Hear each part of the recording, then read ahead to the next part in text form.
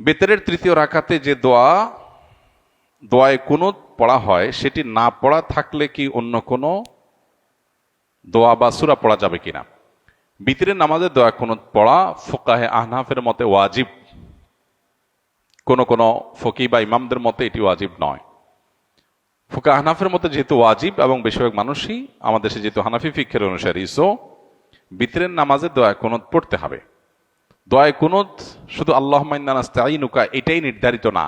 নবী করিম সাল্লাল্লাহু আলাইহি সাল্লামের হাদিসে আরো একাধিক দোয়া বিতরে কুনুত হিসেবে পাঠ করাটা সুসাব্যস্ত।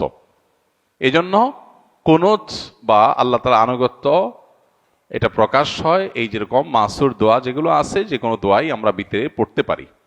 যদি কারো সেটা জানা না থাকে, কোনো দোয়া এখানে পড়ার মতো তার মুখস্থ নাই, তাহলে সে দোয়ায়ে কুনুত শেখার আগ পর্যন্ত মুখস্থ করতে থাকবে।